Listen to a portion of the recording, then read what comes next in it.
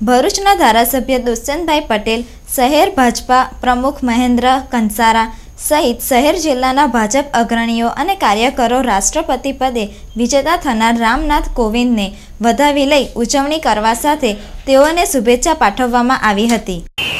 એનડીએના ઉમેદવાર શ્રી રામનાથજી કોવિંદજી ભારે બહુમતીથી તેઓની જીત થઈ છે।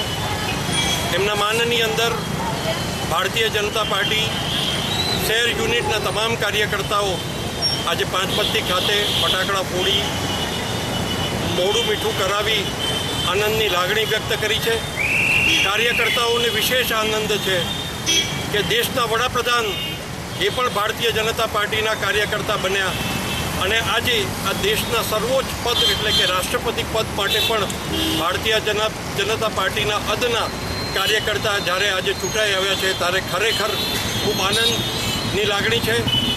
આવનારા દિવસોની અંદર આ જ પ્રકારે જે વાઇસ પ્રેસિડેન્ટની પણ ચૂંટણી આવનારી છે એમાં પણ અમને સંપૂર્ણ વિશ્વાસ છે કે એનડીએના ઉમેદવાર વેંકૈયા નાયડુજી પણ આવનારા દિવસોની અંદર બહુ જંગી મતોથી તેઓ જીતવાના છે।